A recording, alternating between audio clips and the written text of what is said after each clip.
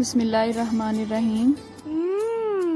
Tasty. जी हाँ, आज हम बनाएंगे बहुत ही टेस्टी खोया। कुछ एरियाज में इसको मावा भी कहा जाता है। इसे बनाने के बहुत से तरीके हैं, लेकिन आज हम इसकी इंस्टेंट रेसिपी देखेंगे। ठीक है, तो चलें अपनी रेसिपी स्टार्ट करते हैं। टेस्टी। तो यहाँ पे एक पैन में हम लेंगे आधा कप दूध। चूल्हे की आंच को आपने इस वक्त मीडियम हीट पर ही रखना है। अब जैसे ही दूध गर्म होगा तो इसमें ऐड करेंगे मक्खन। मैंने यहाँ पे 1/4 कप मक्खन लिया था, लेकिन रेसिपी के एंड पे मुझे इसकी क्वांटिटी ज़्यादा लगी, इसलिए आपने 1 से 1.5 चम्मच इसमें कम ऐड करना है। ठीक है, क्योंकि मक्खन की क्वांटिटी अगर कम होगी तो वो बाद में मज़ीद ऐड किया जा सकता है। मक्खन का मकसद तो सिर्फ खोए को भूनना होता है, और वो अगर आप बाद में भी ऐड कर लें तो ऐसा कोई मसला नहीं होगा इंशाल्लाह। और ये अनसाल्टेड बटर है, इसकी रेसिपी मैं आपसे शेयर कर चुकी हूँ। इसका लिंक आपको डिस्क्रिप्शन बॉक्स में भी मिल जाएगा और वीडियो के एंड पे भी मिल जाएगा इंशाल्लाह। अब जैसे ही मक्खन मुकम्मल तौर पे इसमें मेल्ट हो जाएगा तो हम इसमें ऐड करेंगे खुश्क दूध, और मैं यहाँ पे नीडो ले रही हूँ और इसका मैंने 1 कप ऐड किया है।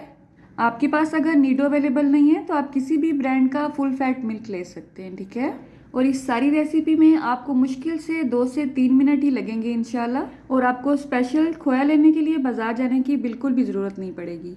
अगर घर में खुश्क दूध अवेलेबल है तो मिनटों में ही आप देख सकते हैं हम खोया रेडी कर सकते हैं। अब इस पॉइंट पे हमने चूल्हे की आंच को स्लो टू मीडियम ही रखा हुआ है।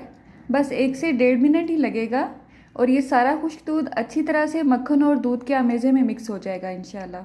बस आपने चम्मच मुसलसल हिलाते रहना है और इसमें कोई भी गुठली नहीं रहने देनी है। ठीक है, और ये बात भी आपके जहन में रहे कि इसमें हमने बिल्कुल भी मीठा ऐड नहीं किया है, इसलिए आप इसको मिठाई के तौर पे नहीं खा सकते हैं, बल्कि हम इसे मिठाई बनाने में यूज़ कर सकते हैं या किसी भी हलवे में यूज़ कर सकते हैं। और इस खोए से आप बर्फ़ी को कैसे रेडी कर सकते हैं इसकी रेसिपी भी मैं आपसे शेयर कर चुकी हूँ, और उसका लिंक भी आपको वीडियो के एंड पे और डिस्क्रिप्शन बॉक्स दोनों में मिल जाएगा। ठीक है, बस जैसे ही खोया पैंदा छोड़ना शुरू करेगा तो आप समझ लें खोया रेडी है।